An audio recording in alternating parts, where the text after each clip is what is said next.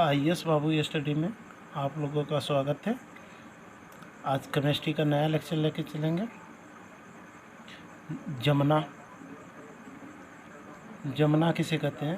अंग्रेजी में फ्रीजिंग और सॉलिडिफिकेशन। जैसे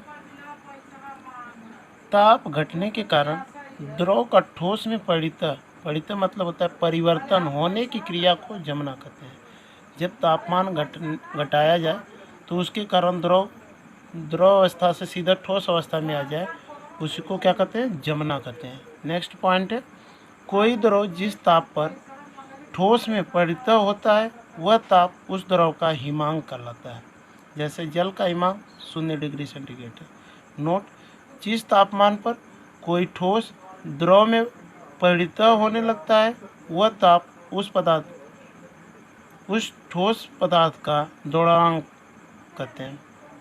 जैसे बर्फ का द्रव्यंक 0 डिग्री सेंटीग्रेड। नेक्स्ट पॉइंट है, जिस तापमान पर कोई द्रव ठोस में परिवर्तित होता है वह ताप उस द्रव का हिमांक कहलाता है। जैसे जल का हिमांक 0 degree centigrade. Next point heading है वाष्पीकरण।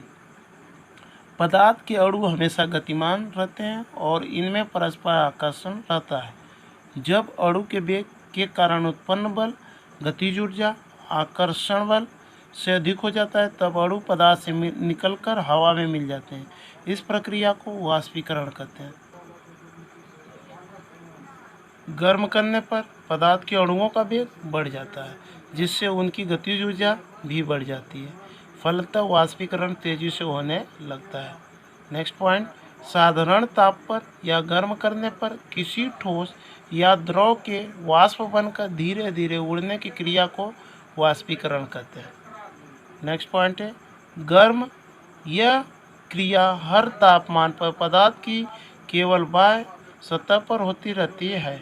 पदार्थ को गर्म करने पर इस क्रिया की गति तेज हो जाती है। वाष्पीकरण की गति निम्न बातों पर निर्भर करती है। पहला पॉइंट, इसमें पहली बात है द्रव का तापमान। द्रव का तापमान जितना ही अधिक रहता है उतना ही तीव्रता से उसका वाष्पीकरण होता है।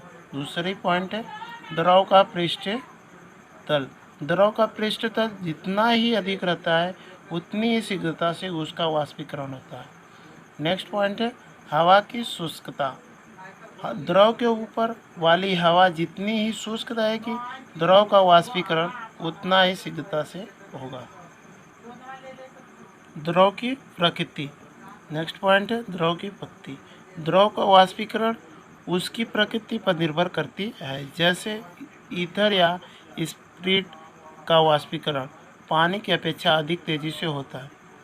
नेक्स्ट हेडिंग है क्वथन या उबलता, जिसे बॉइलिंग कहते हैं। जब पानी को धीरे धीरे गर्म किया जाता है तो एक ऐसी अवस्था आती है जब पानी खौलने लगता है और पानी का वाष्पीकरण तेजी से होने लगता है। इस प्रक्रिया को क्वथन या उबलना कहते हैं। जिस तापमान पर कोई द्रव खौलने लगता है उसे द्रव का क्वथनांक कहते हैं। नेक्स्ट पॉइंट है दूसरे शब्दों में वह तापमान जिस पर किसी द्रव का वाष्प दाब वायुमंडलीय दाब के बराबर हो जाता है उस द्रव का क्वथनांक कहलाता है।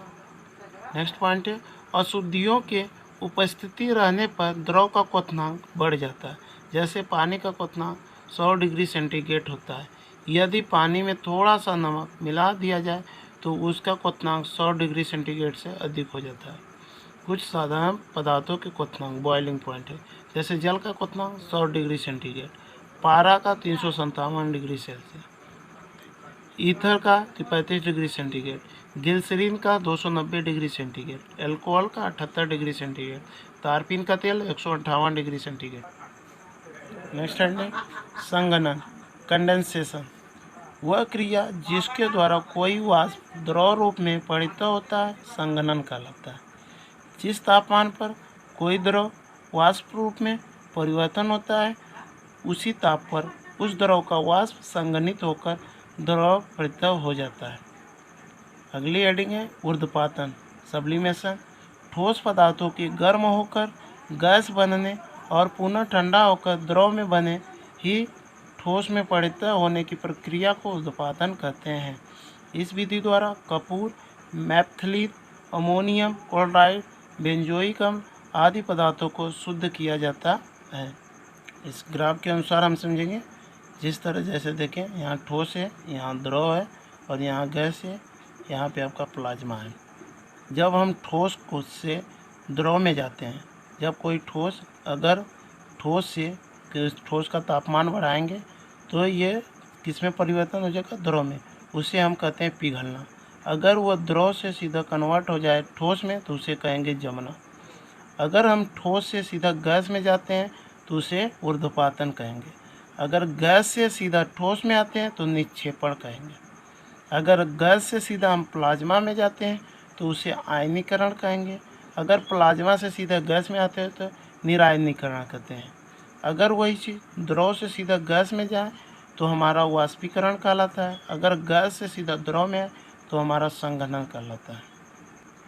तो दोस्तों, वीडियो ज़्यादा बड़ा हो जाएगा, इसके लिए अब यहीं पे रुकेंगे। अगला वीडियो नेक्स्ट करेंगे। इसमें ज़्यादा से ज़्यादा आप लोग प्यार दीजिए और इसे सब्सक्राइब कीजिए और शेयर कीजिए, लाइक कीजिए। आगे का video next. Thank you class.